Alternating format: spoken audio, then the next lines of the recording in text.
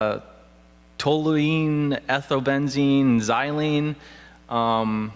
At one sample well, the benzene level detected was 150 times higher than the South Korea legal limit. In some cases, in some areas, they were detected to be 500 times higher than the South Korean legal limit. And these toxins most likely come from the US military's use of kerosene and diesel. But under the SOFA agreement, SOFA is Status of Forces Agreement, it says that the US, the SOFA agreement does not have any legal means for South Korea to hold the US armed forces accountable for any pollution caused by the bases, or even obtain accurate information about what pollution may or may not have occurred. That's part of the agreement, that we can mess anything up we want and we can leave and we don't have any responsibility of it. Same thing goes in Japan. And South Korea is they have their crimes, but I think one really famous one is called the Yangju Highway Incident in 2002. A US armored vehicle launched bridge. It's a vehicle that makes bridges. I was conducting a training exercise on a public road. It struck and killed two 14-year-old schoolgirls who were on their way to a friend's birthday party. The soldiers were not found guilty. I even spoke with a soldier who was actually on that base during that time when it happened, and he had told me that immediately, like within 24 hours, they had sent the troops back to the US so they could not be tried or have any of, the Japanese government and authorities couldn't do anything to them. And under the SOFA agreement, if an incident happens in a training exercise, the military is completely excused.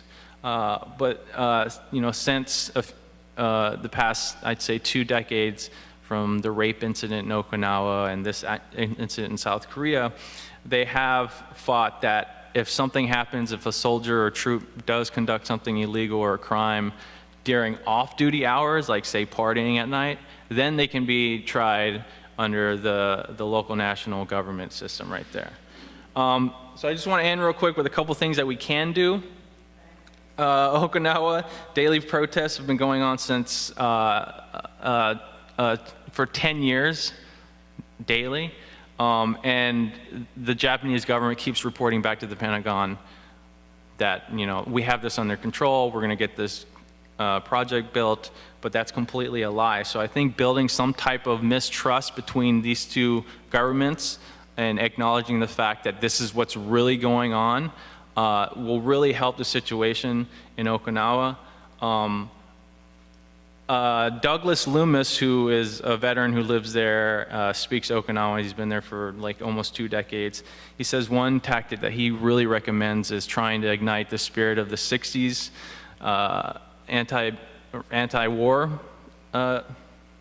protests and trying to educate troops on what's going on. Because, the troops there, the Marines on Okinawa, the soldiers in Korea, they don't know what's going on. They think the protesters are from China, that they're paid. They have no clue what's going on. So one thing that I'm going to try to do when I go to Okinawa in December is we have some veterans who have access to going onto the base. We want to put some pamphlets out. We want to put some Peace in Our Times out. We want to put some flyers out, direct them to different websites that they can go to off-duty places, put out more information, try to engage with them as much as possible. And I think the internet could be a good tool if used properly. I myself have created something called the Peace Report, and I try to use videos. If you Google the Peace Report, all my stuff will come up: Facebook, Twitter, YouTube, and all that stuff. And I think that's a really popular tool because I've used a lot of videos where I've been highlighting what veterans are saying, and people are it actually gets a lot of active duty troops to comment and create discussions because they're looking at what other veterans are saying, IVAW, Veterans for Peace, all this other stuff, and also going to Okinawa in South Korea, as if there's a trip that's coming up with an organization, try to sign up as much as possible, go there, build relationships with them.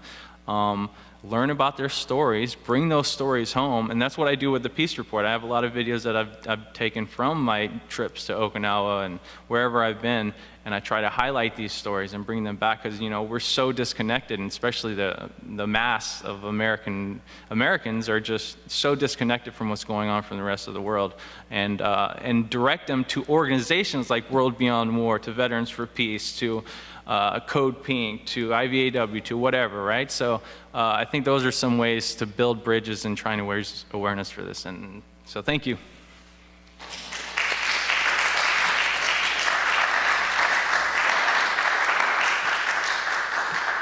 Well, so now we know a lot about where these military bases are, and the question is, how do we close them? How do we close them? There were a lot of bases that were closed after the Cold War ended. The numbers of bases that were closed as a part of the base reconstruction or realignment movement. That's how the Presidio of San Francisco now is no longer a military base. It's a beautiful place for civilians to use. Have there been bases in any of your communities that have been changed over? There haven't really been that many, but there are a couple. Does anyone live near a base that has been converted? Pardon?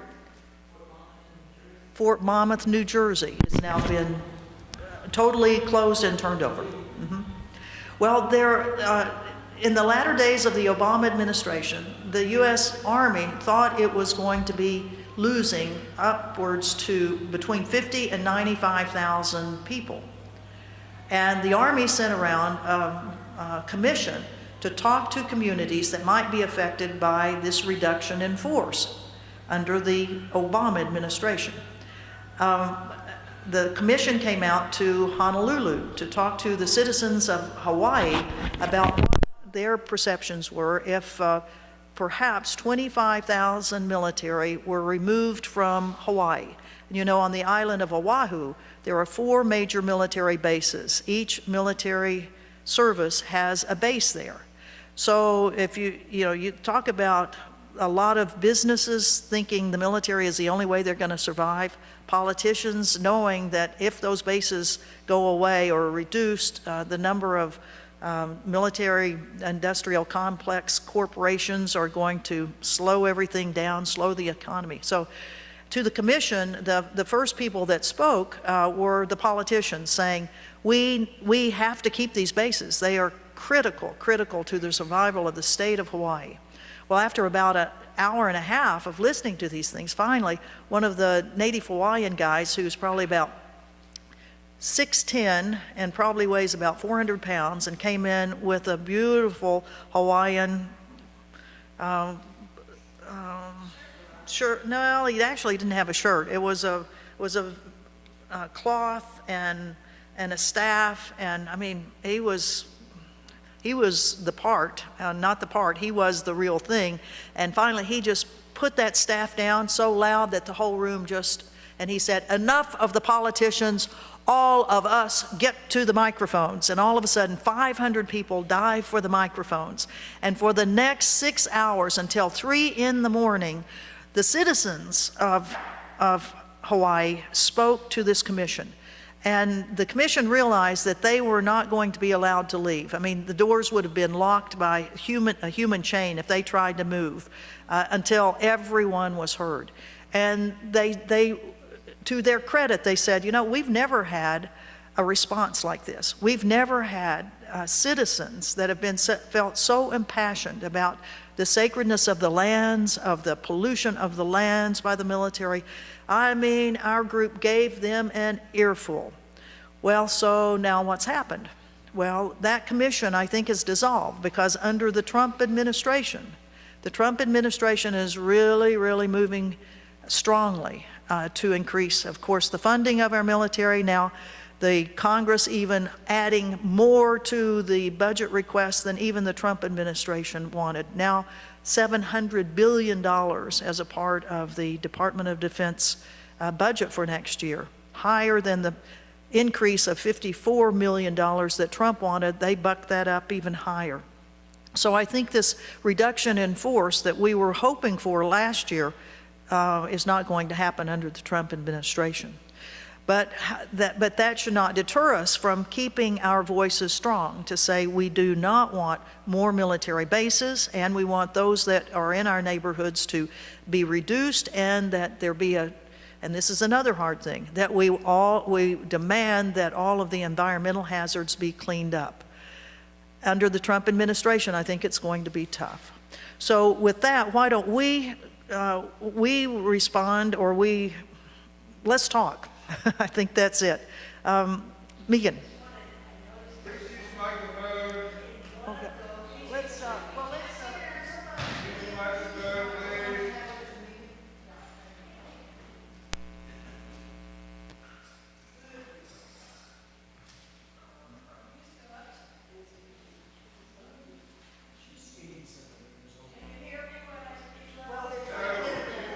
Okay, yeah. One of the pictures showed what on the roof of one of these bases that you were describing. What looked like solar panels right across the roof. It was a place where you had to make the very high temperature raise the soil into 600 degrees or something. Do you know if that could have been solar panels? Because I couldn't imagine how they get the energy to do that. Well, they created a new electrical grid in order to create enough electricity to put that much electricity into that one area. Part of the expense of this was that the electrical grid in Da Nang itself could not withstand all the electricity that was needed for this project. The project itself was very controversial because there were environmentalists who said, you don't have to spend that amount of money to do the same thing, that there are biological ways that you can remediate things like dioxin. It takes a lot longer, but you don't have to do it the way they did. But I'll mention that the U.S. military says that it is very proud of its work on the environment, that it is a leader in using solar panels now on military bases, and that it is trying to go green. I mean, of course, we take that with a big grain of salt and all, but those could have been solar panels that were powering other aspects of the project. And just very quick, wouldn't it create, or what is your opinion about, is it realistic or naive to say that as these bases are converted, not just closed down, that you really could create by transforming them into what is needed anywhere in the world, but locally, would it not create a much more vibrant economy? Mm-hmm. Just the very closing down, but transforming into some industry that could be studied figured out. Indeed. In fact, there are lots of studies. Most communities that have military bases around them have done some studies on what would happen if we got part of that base back. A lot of them focus on the fact that there are buildings that service members have lived in, housing. So you could house a lot of people. You could have low-income housing, you could have housing for homeless, you could have a variety of things. And good jobs. I mean, in the work of transforming or changing. That's correct, yes. So there are plenty of opportunities for that. Let's see. Can I say one thing about that real quick? Yeah. In Okinawa, recently, one of their previous governors just passed away, Masahite Ota, Governor Ota. And he's actually a veteran of the Battle of Okinawa as well. And he dedicated his life to the peace activism. But he was also a professor, very smart guy. But he did a study in Okinawa that said once a base closes, employment rates go up over 90%. So they show that once these bases are gone, this land goes to the buildings, people start building, start creating jobs and businesses and a vibrant economy. And by the way, since Okinawa has the most bases, out of any prefecture of Japan, it has the worst economy right now of all the prefectures in Japan. So if we get rid of these bases, Okinawans can have their lives back in so many different ways. Come on over here and stand. Okay, yes. Yes. A little off topic, but I'm wondering about Japan, Guam and the Marianas. I know there's been opposition there. It is domestic. But Is that something you're working on too? Yeah. The question was, what about opposition to U.S. military bases in Guam and the Marianas? And yes, there is a very strong local opposition to the military bases, particularly the movement to bring upwards of 25,000 Marines from Okinawa to Guam. Guam only has a population of like 100,000 people, so it would be increasing the population by 25%. 68% or something of Guam is already military bases. That's right. I read. There are already 3 major military bases on this tiny little island of Guam. And then up in the Marianas and Saipan, Tinian, and particularly the island of Pagan, P-A-G-A-N, which is a pristine area, great biodiversity. That's the place where the U.S. military is saying that they would like to create a bombing range. So there are a lot of environmental activists that are saying, that are going to Pagan to kind of be a living presence there to stop that, because we have stopped the bombing of Vieques in Puerto Rico and on Ku'ulavi in Hawaii, but now they're trying to go after this tiny little island to just bomb the heck out of it. Liam? Hi, my name is Lia Vulture. I was in the Navy for 20 years. I was stationed in 4 foreign countries, 3 of them on American military bases, 1 of them in Tunisia at the Office of Defense Cooperation, which is part of the embassy. And as you mentioned, there's over 800 bases, but the American military is present in a lot more of those places. I personally was in charge of coordinating joint military exercises with the American military, all 4 branches, and the Tunisian military. I know that, in fact, when I was at the Armed Forces Staff College, we war gamed Tunisia. We talked about where we could base troops and fly out of their Air Force bases. And indeed, that's what happens. The United States uses Tunisia as their own base, essentially. So that's one point I wanted to make, that there are a lot more places than we think. And also, when I was at Tunisia, Tunisia fell under the European Command. There are several, what do they call them? Coordinated commands? Well, no, CENTCOM is one of them. The United States military has divided the world up into regions. Unified commands, that's right. And so Tunisia was part of EUCOM, the European Command. Now we have AFRICOM. So, and now in Africa we are building more bases and creating more, more military presence around the world. I'm sorry? Drone bases, yes, drone bases, right. So, right, I mean, drones, and then to have these lily pad things so we can get places easily. And so I wanted to mention that Ann mentioned this new coalition that's forming, and you might say, well, there's already international, coalitions that are addressing this issue. The new one is called the Coalition to Close U.S. Foreign Military Bases. And the point of it is to organize American anti-war groups that are all doing things. We'll mention Code Pink, IVAW, VFP, World Beyond War. We're all doing our own little things. So the idea is to find an issue like closing foreign military bases that all anti-war organizations can believe in and say yes and get behind. There are other issues like Syria or whatever, or that people don't agree on. But this is one that we believe can unite the American anti-war movement into one cohesive way to work together. And we are focused on foreign military bases. Eventually, we would love to close all the American ones too. But there are lots of reasons to close military bases. The environmental one is a huge one, but also just the ethical thing about having a military presence in other countries. And we cannot imagine having an American, another country's based here. That's absurd to us.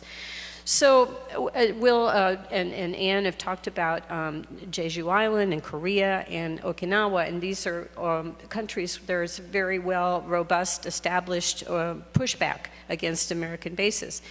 But the new coalition wants to explore places like South America where people have no idea how many bases are there, what's going on. We want to try to find other countries that we need to develop with the local governments, with the local activists about pushing back. So I hope that individuals can join the coalition at noforeignbases.org, and we'd love to have more organizations joining us so we can work together in a united way. And towards that end, we are planning a conference in January of 2018, the Friday, Saturday, Sunday before Martin Luther King Day on Monday. I think that's the 13th through 15th. It will be at the University of Baltimore, in Baltimore. And so we're trying to work and, like I said, bring people together that can kind of organize in a coordinated way. The plan for the conference is to talk about each of the regions in the world where there are U.S. military bases and talk about what's going on there and try to identify the low-hanging fruit, so to speak, the ones where there are people who are pushing back and we can join them. But we want to show that the Americans are united against pushing back against American bases. And so I would love to answer more questions about the conference, or please. The website is noforeignbases.org, which is easier to remember than the Coalition Against U.S. Foreign Military Bases. I can't even remember it all. Yeah. Noforeignbases.org. Okay, thank you. Do we have any other questions for Lia on this? Okay. Yes, ma'am.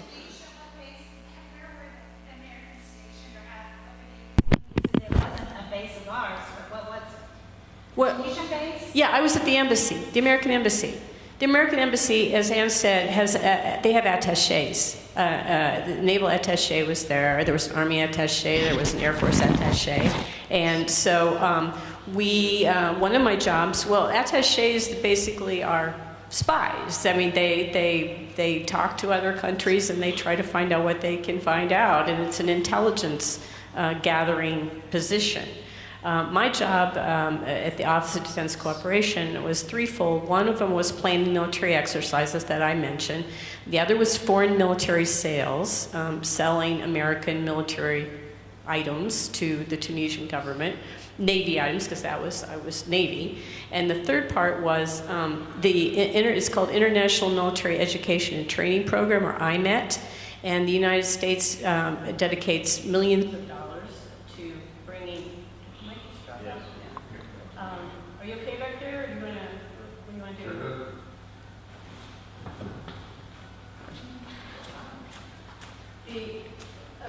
Can you hear me on the tape okay without the microphone? And here's the website up here, noforeignbases.org.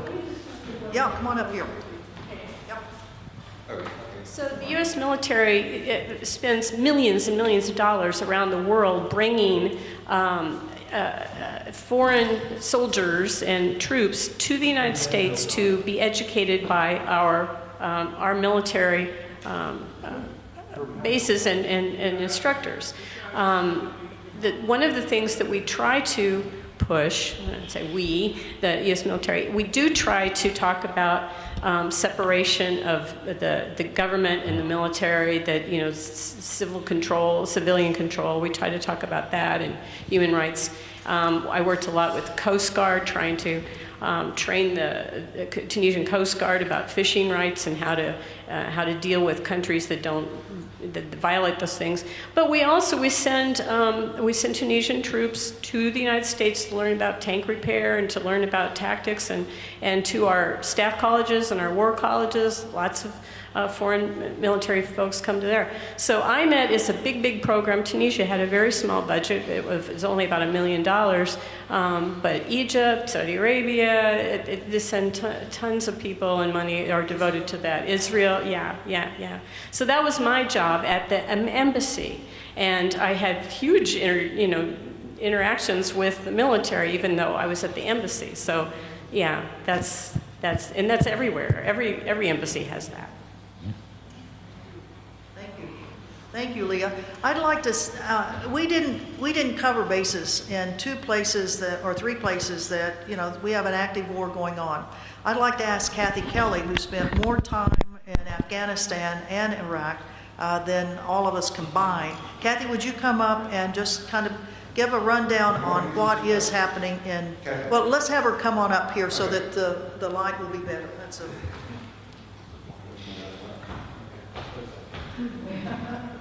and maybe talk about the peace conference itself. Well, good morning. I want to thank both of you very, very much. There was a day when Ann and Mike Ferner, I think this was in December of 2010, had come over to Afghanistan.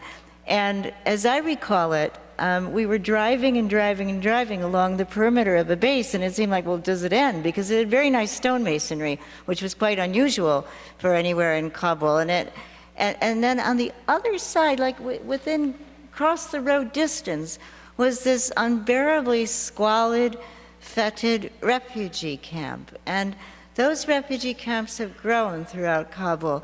The environmental disaster inside of those camps is so harsh. I remember in a recent trip, a grandmother just clinging to me and shaking and crying and telling me she had no food for her children.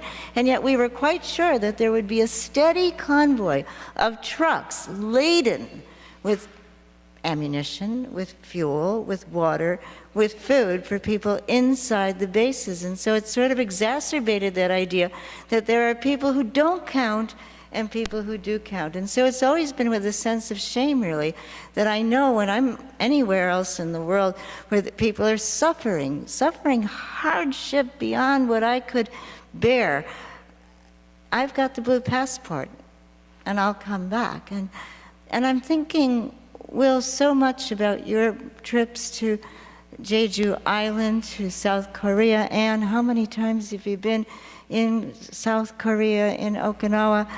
And there's a man named Mr. Cho Sam.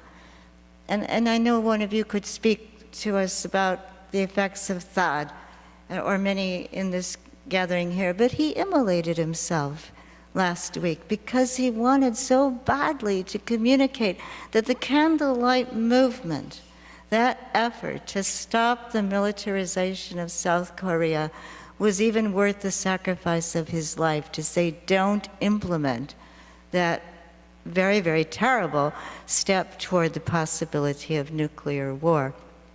And I was also so pleased yesterday, Will told me that Jayakgal, our friend from South Korea, he's coming.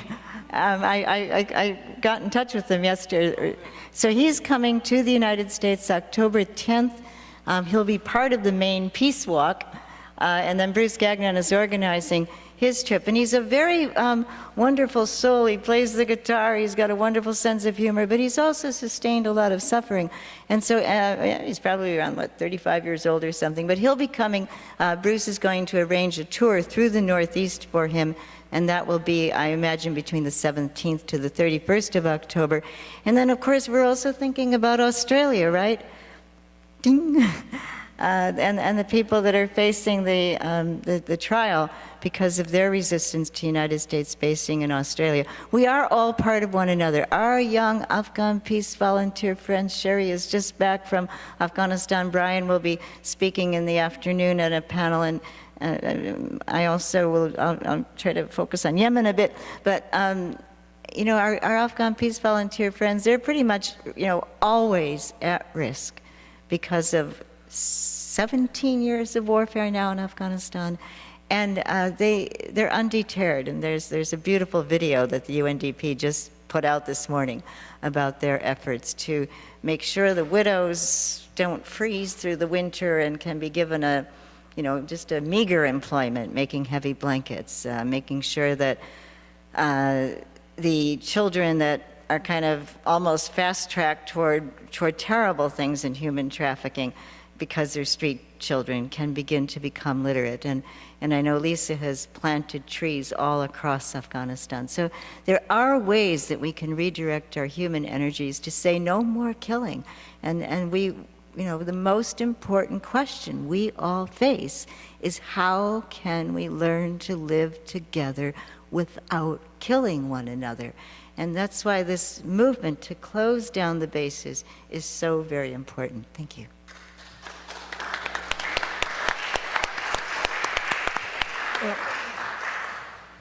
And just one other thing.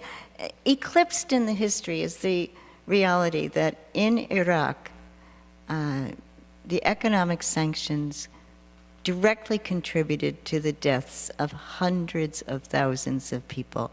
And we should be haunted by their lives. And in no way could we ever say that the United States, in any of its operations, brought a better life to people in Iraq.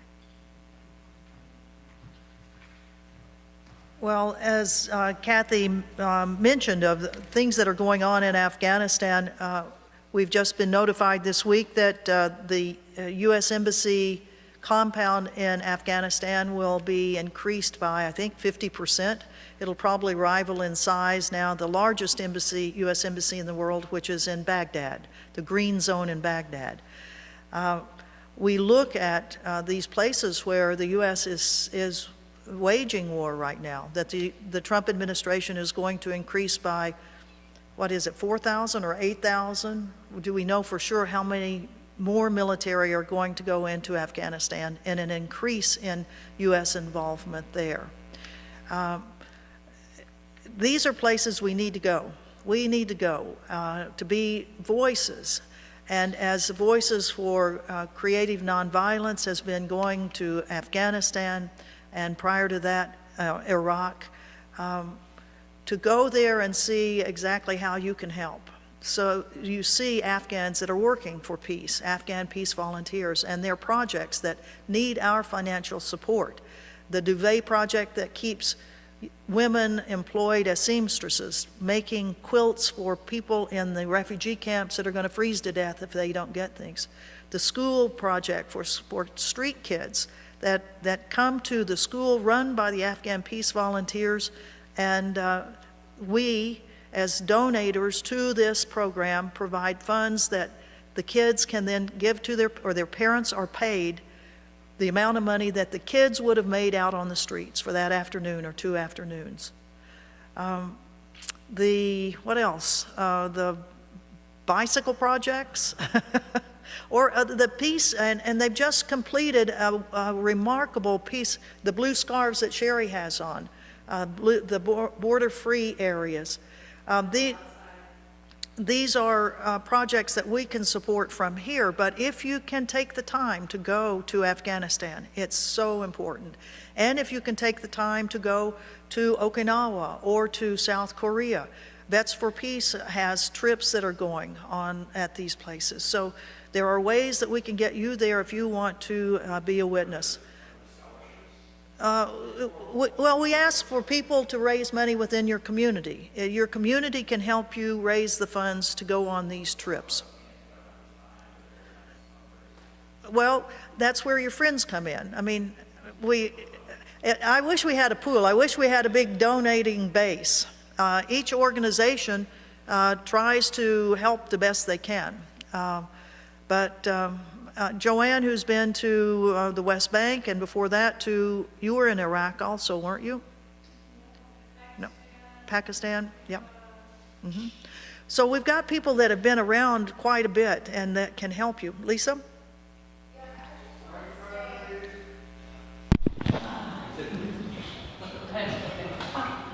And if you want to come on up so that it's much easier, I think, for the cameras to see people. So I'm just going to say this because I'm me, and those of you that know me know that I just say things. Here's the thing. I went to Afghanistan and I talked to the people there. And if it's a hardship for us to go there, that's not the important thing. The important thing is not us going there. The important thing is getting their voices here. And that doesn't cost much money. That doesn't, the most important voices in this war, and in all of these wars and in all of these situations, it's not mine. It's theirs. So anything that you can do to talk to your communities about how to get their voices here and how to have a presence for them, Skype is free. There's lots of organizations in Afghanistan, which is specifically where I concentrate